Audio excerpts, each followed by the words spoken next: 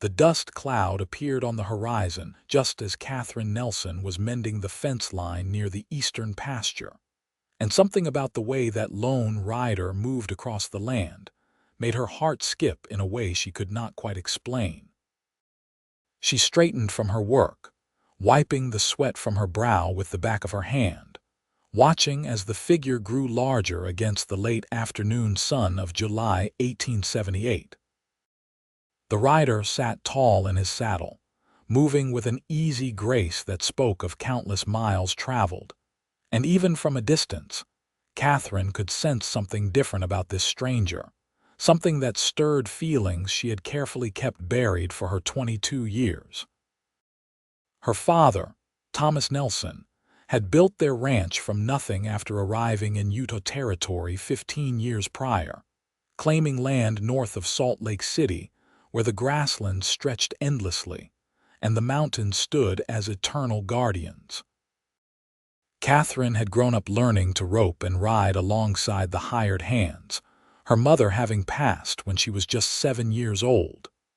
The ranch had become her whole world, and she knew every inch of its 3,000 acres as intimately as she knew her own reflection.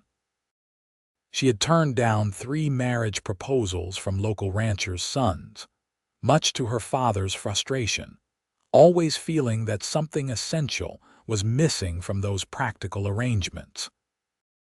The rider turned his horse toward the main house, and Katherine felt compelled to follow, her curiosity overriding the pile of work still waiting.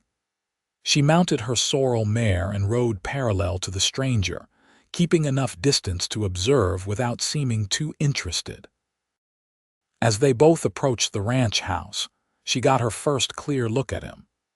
He appeared to be in his mid-20s, with dark hair that touched his collar and a lean, weathered face that suggested he had seen more of the world than most men twice his age. His clothing was well worn but clean, and the way he carried himself spoke of confidence without arrogance. Thomas Nelson emerged from the barn, his massive frame casting a long shadow across the yard. He was a man who commanded respect through sheer presence, his silver-streaked beard and piercing blue eyes intimidating to most who met him. Katherine dismounted near the corral, pretending to check her horse's hooves while listening intently to the conversation unfolding 30 feet away. "Afternoon, sir," the stranger said, touching the brim of his hat. His voice was deeper than Katherine expected, with a slight drawl that suggested he hailed from somewhere farther south. "Name is Nathan James.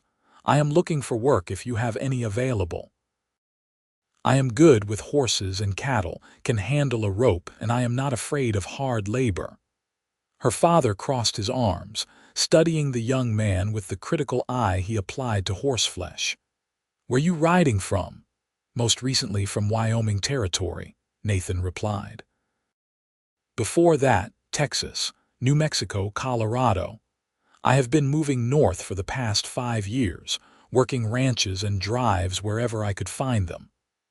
"That is a lot of wandering for a young man," Thomas observed, his tone neutral but probing. "What makes a fellow keep moving like that?"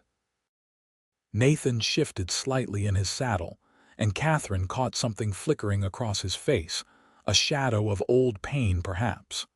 "Lost my family to fever when I was 17. Ranch got sold off to pay debts.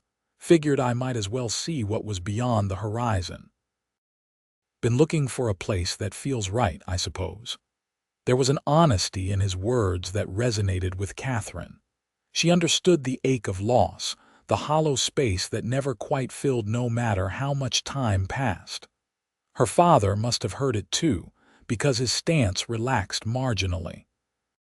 "I could use another hand," Thomas admitted. "Lost 2 men last month. One got married and moved to his wife's family spree.